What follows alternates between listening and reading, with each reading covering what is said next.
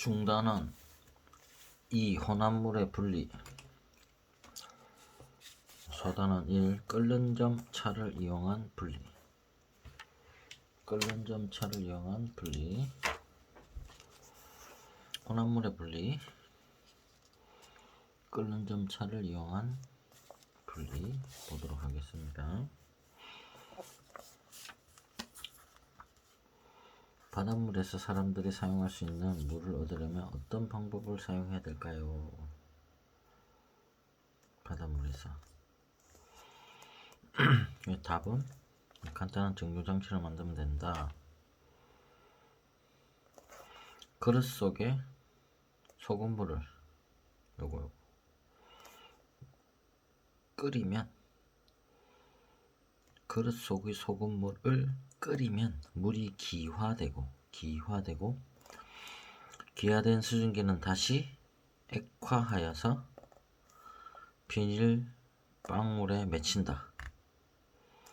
이 비닐방울은 가운데 부분으로 모여서 유리컵으로 떨어진다. 그렇게 되면 여기는 소금물, 여기는 물. 소금물, 기화, 액화된 물. 액화된 물이 들어가야 됩니다. 액화된 물, 물방울로 맺혀서 물방울이 다시 컵으로 들어가면 순수한 물. 이런 과정을 거칩니다. 이렇게 서술형 문제에서는 적어야 됩니다. 끓는 점 차를 이용한 증류의 방법으로 혼합물을 분리할 수 있다.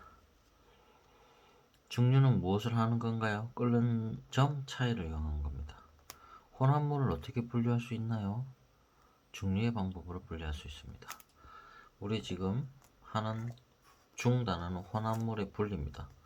혼합물을 어떻게 분리하는가? 끓는 점을 이용해서 분리하는 거, 밀도차를 이용해서 분리하는 거, 재결정과 크로마토그래피를 이용해서 혼합물을 분리할 겁니다. 아까 물질에서는 순물질이 있고 혼합물이 있었죠. 그 혼합물을 어떻게 이제 다시 분리할 것인가? 사탕수수에서 설탕 성분만 어떻게 분리할 것인가? 사탕수수 즙에서 이러한 문제가 만약에 나오면 사탕수수는 어떻게 되느냐?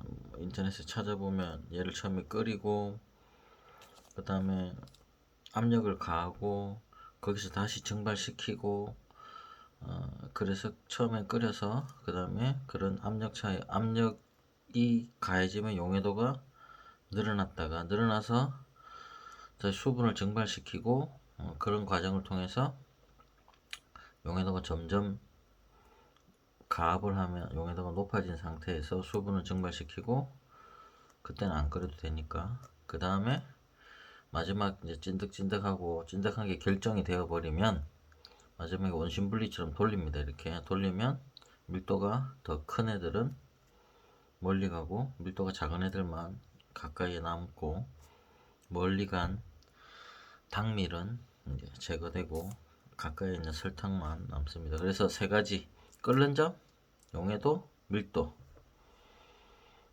이용합니다. 그러면 우리가 끓는 점, 녹는 점, 어는 점 세 가지가 있었고 물질의 특정 우리 물질의 특징은 끓는 점, 어는 점, 녹는 점 세 가지가 있는데 그 중에 끓는 점, 그 다음에 뭐 배웠죠? 밀도 배웠고 그 다음에 뭐 배웠죠? 용해도 배웠잖아요. 그럼 이게 다 쓰인다는 거죠. 뭐에? 설탕 만들 때, 매일 먹는 설탕 만들 때. 그냥 외우지 않아도 외워지죠. 끓는 점, 녹는 점, 어는 점 중에 한 가지일 거고 나머지 밀도, 용해도를 이용해서 분리를 합니다. 그 자세한 과정이 나오는 문구가 나올 수 있습니다. 그러면 그냥 그거를 처음 보는 문장이라도 읽지 말고 읽 때 상상하면서 읽기. 이거는 혼합물을 분리하는 과정이다. 무엇을 이용하는 것인가? 이 과정이 이용되었을 것이다.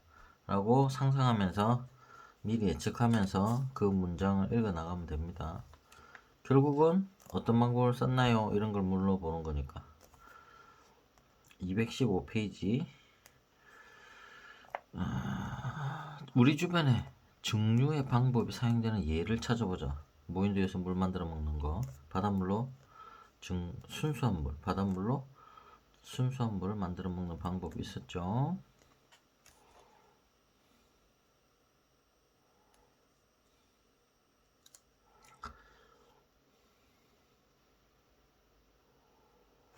바닷물에서 사람들이 사용할 수 있는 물을 얻으려면 어떤 방법을 이용할까요? 바닷물을 끓이면 물이 귀하지만 소금 등 성분은 그대로 남아있기 때문에 그 귀한 수증기를 모아서 다시 냉각하면 순수한 물을 얻을 수 있다. 이렇게만 적어도 되고, 다시 더 상세하게는 이런 식으로 적으면 됩니다. 그럼 증류란 무엇입니까? 이제 증류란 액체 상태의 혼합물을 가열할 때 기화한 기체를 다시 냉각하여 순수한 액체 물질을 얻는 겁니다. 여기서 물로 되어 있죠. 액체 상태의 혼합물 중에 가열할 때 기화한 기체를 다시 냉각해서 물질을 얻는 방법을 증류라고 합니다. 보통 물이 하기도 하고, 증류, 술 만들 때 알코올이 기화해서 다시 냉각해서 알코올이 액체가 되면 그거를 술이라 그러죠. 증류주라 그러죠. 그럴 때도 합니다. 어떠한 액체 상태의 혼합물을 가열할 때 기화한 기체를 다시 냉각하여 순수한 액체 물질을 얻는 방법을 증류라고 합니다. 적을 수 있겠죠? 적는 걸 그냥 다 외우지 말고 비주얼로, 과학은 비주얼이니까 비주얼로 이렇게 동선을 짜서 외우면 됩니다. 액체 상태의 혼합물을 가열할 때 기화한 기체를 다시 냉각하여서 순수한 액체 물질을 얻는 방법을 증류라고 합니다. 그렇죠? 그래서 소금물을 증류해서 식수를 만들 수 있습니다. 이렇게. 그래서 증류를 이용하면 뭘 할 수 있습니까? 라는 문제를 나오면 여기 있네요. 증류를 이용하면 뭘 할 수 있습니까? 분리를 뭘 할 수 있습니까? 서로 다른 액체 혼합물을 분리할 수 있습니다. 기체도 아니고 고체도 아니고 서로 다른 액체, 바닷물, 증류이라면 바닷물을 끓여서 기화시켜서 다시 바닷물을 기화시켜서 다시 액화시켰다. 그러면 이 바닷물이니까 액체 물질이겠죠. 이 액체 안에는 뭐 소금이나 설탕이 있을 수 있으니까 고체도 있겠죠. 액체와 고체의 혼합물이 물과 에탄올처럼 서로 다른 액체 혼합물로 분리할 수 있다. 그렇죠? 액체와 고체의 혼합물을 서로 다른 액체 혼합물을 분리할 수 있다. 이렇게 우리가 생각하시면 됩니다.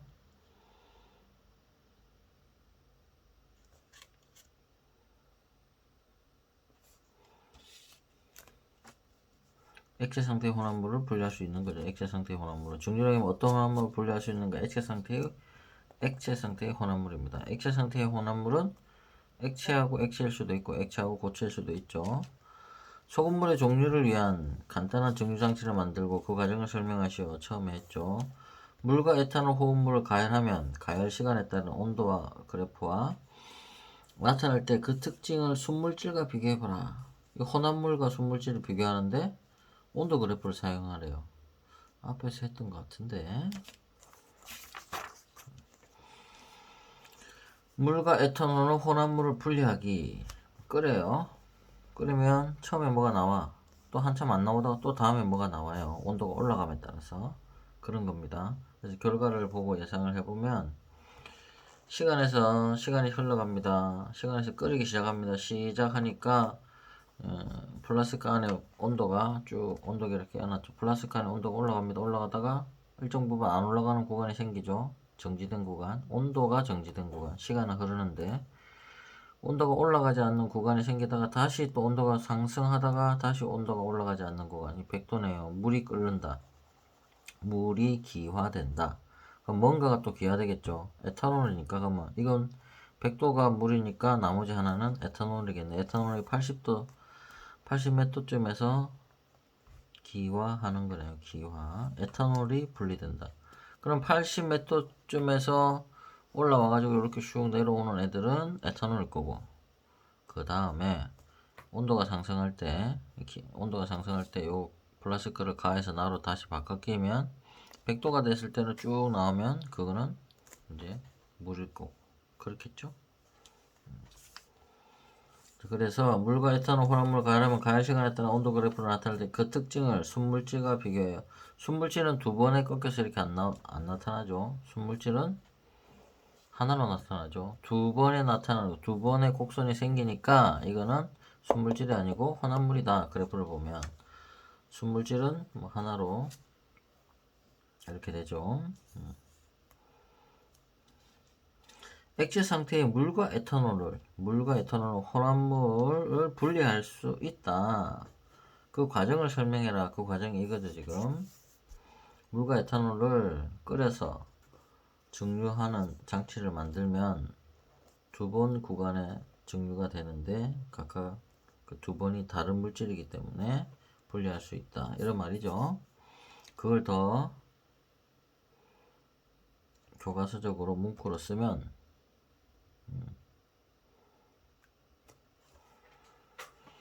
각각 구간에 나온 기체를 냉각하면 액체 상태의 에탄올과 물을 분리할 수 있다. 물과 에탄올의 혼합물을 가열하면 온도가 일정한 구간이 두 번 나타난다. 각 구간에 나온 기체를 냉각하면 액체 상태의 에탄올과 물을 분리할 수 있다가 그렇게 답을 적어야 되죠. 문구를 소설식으로 읽지 말고 어떤 문제에 어떤 서술식 답을 적어야 되는지 예상을 하면서 이해를 하면서 연습을 해야 됩니다. 적는 연습을 해야 됩니다. 말로 해도 되고 적어야 됩니다. 연습은 실전처럼 서술식 문제니까 적어야 되겠죠. 그 다음 요게 뭐냐면 여기 뭐예요? 소주고리. 소주를 만드는 고리예요. 고리. 두 개가 연결되면 고리라고 합니다. 소주를 만드는 고리, 소주고리는 뭐뭐를 이용한 도구다. 뭐뭐를 이용한 도구일까요? 액체 물질을 기화시켜서 다시 액화시키면 증류라 그랬죠. 증류를 이용한 도구다. 그래서 소주고리는 증류를 이용한 도구다.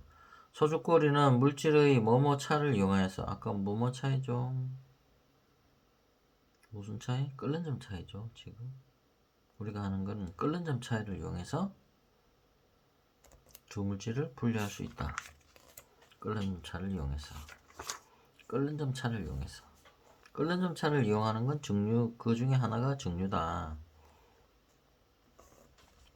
요거랑 같은 거고 상상을 해보면 요 그림이 이해가 안 되면 물어보세요. 이해가 안 되면 어떻게 해서 이렇게 시스템이 순서가 어떻게 되는지 빨리 보고 빨리 이해해야 됩니다. 이게 무슨 그림인지 이해가 안 되면 될 때까지 옆에 친구들은 선생님한테 물어봐야 됩니다. 이게 이해가 안 된다.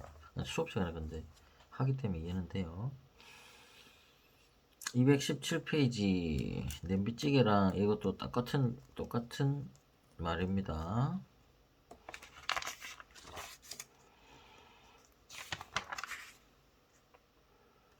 217페이지 좀 더 하고 에탄올의 비율이 높은 술을 얻는 방법은 어떻게 될까요? 에탄올의 비율이 높은 술을 얻는 방법은 어떻게 될까요?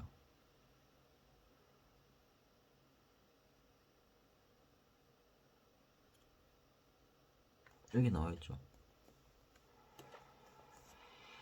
에탄올의 비율이 낮은 술을 가열하면 끓는 점이 낮은 에탄올이 주로 기화된다. 그래서 액화해서 모으면 에탄올이 높은 술이 된다. 이걸 다시 여러 번 한다는 말이에요. 여러 번.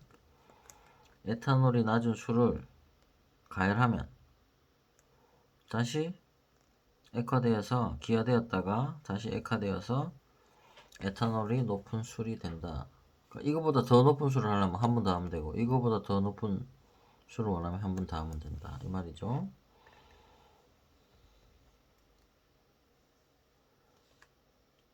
요 문제가 이렇게 되면 뚜껑 안쪽 은색 부분에 액체 방울이 요 뚜껑 안쪽에 액체 부분 은색 부분에 액체가 물방울이 맺힙니다.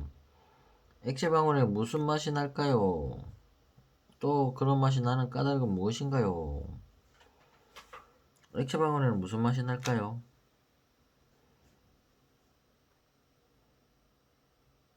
맛이라기보다는 향기가 날 텐데 어쨌든 기화돼야 되니까 된장이 기화될 수는 없으니까 그 다음에 어떤 기름 성분이 기화될 수 없으니까 교과서적인 말로는 순수한 물만 되겠죠. 순수한 물 여기서 끓여가지고 조금은 순수한 물 올라갔다가 식어서 여기에는 요 상태에 있는 물 요게 요 냄비 뚜껑 옆에 붙어있는 물이죠.